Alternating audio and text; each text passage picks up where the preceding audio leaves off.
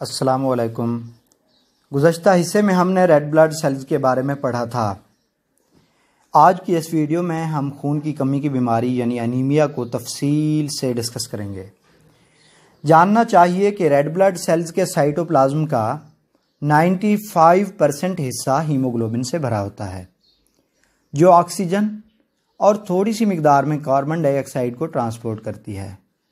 बकिया 5% हिस्सा enzymes, salts और दूसरी प्रोटीन्स पर मुश्तमिल होता है। ऑक्सीजन से भरपूर हीमोग्लोबिन को ऑक्सी हीमोग्लोबिन कहते हैं, जिसका कलर ब्राइट रेड होता है। हीमोग्लोबिन का मॉलिक्यूल आयरन पर मुश्तमिल होता है, ताहम आयरन की कमी से होने वाली बीमारी को खून की कमी की बीमारी कहते हैं। आयरन की कमी से खून की कमी हो सकती है। इस हालत को अनीमिया कहते हैं, यानी खून की कमी की बीमारी को अनीमिया कहा जाता है। हामला खवातीन में आयरन की कमी से बहुत सारे मसाइल जन्म लेते हैं। इसी तरह छोटे बच्चों में भी अनीमिया की बीमारी आम है। आसाबी निज़ाम, जिस्मानी कारकर्दगी, जहानत और क़ुव्वत मुदाफ़ियत यानी इम्यून सिस्टम में हमारे दिफाई निज़ाम में ख़राबियाँ पैदा हो जाती हैं। हमल के दौरान, प्रेगनेंसी के दौरान ख़वातीन को 700 से 1400 मिलीग्राम आयरन, इजाफ़ी आयरन की ज़रूरत होती है। मुनासिब खुराक ना मिलने या ऐसी खुराक खाने से जिसमें आयरन की कमी हो, खून की कमी वाक़ई होती है। तो इस कमी को पूरा करने के लिए इंजेक्शन के ज़रिए आयरन की फ़राहमी यकीनी बनाई जाती है, या फिर सफ़ेद फलियाँ, डार्क चॉकलेट, अज़ा का गोश्त, दालें, सोयाबीन, पालक वगैरह में भी आयरन की थोड़ी सी मिकदार पाई जाती है।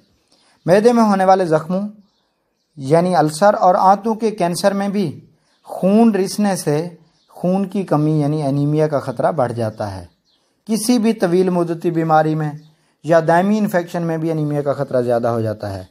कैंसर जैसी बीमारी भी एनीमिया की वजह बन सकती है। इससे भी शदीद खून की कमी हो जाती है। गुर्दे, जो हमारे इंतहाई अहम ऑर्गन हैं, एक ख़ास हार्मोन जिसका नाम है एरिथ्रोपोइटिन पैदा करते हैं, जो हड्डियों में रेड ब्लड सेल्स की पैदावार को बढ़ाते हैं।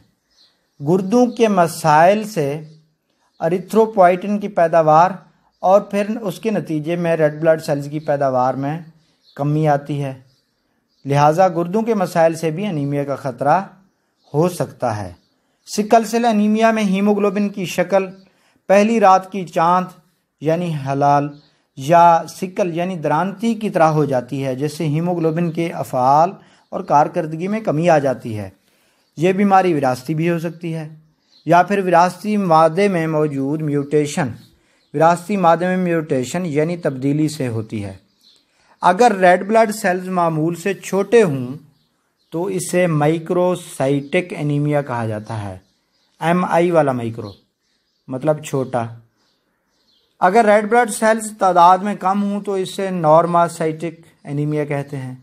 अगर red blood cells normal size से बड़े हों तो इसे मैक्रो, MA वाला मैक्रो बड़ा, मैक्रोसाइटिक एनीमिया कहते हैं। एनीमिया की अलामात में थकावट, एनर्जी की कमी, सांस की तंगी, दिल की धड़कन में तब्दीली और जिल्द की रंगत का पीला या फिर स्याही माइल हो जाना है। एनीमिया की शदीद हालत में धड़कनों का तेज़ हो जाना, बेचैनी वगैरह। कुछ हालात में स्टूल में ब्लड सेल्स के शामिल होने की वजह से, चूँकि मैदे में इन्फेक्शन की वजह से ब्लड सेल्स टूटते रहते हैं, या आंत के कैंसर की वजह से ब्लड सेल्स टूटते रहते हैं, तो स्टूल में ब्लड सेल्स के शामिल होने की वजह से इसका रंग तब्दील हो जाता है। तिल्ली का बढ़ जाना और हल्का सा बुखार शामिल हैं। तो दोस्तों, नेक्स्ट आने वाली वीडियो में हम खून की दीगर बीमारियों को समझने की कोशिश करेंगे। तो दोस्तों, प्लीज़ हमारे चैनल साइंटिफिक वर्ल्ड को सब्सक्राइब कर दें। तब तक के लिए अल्लाह हाफिज़।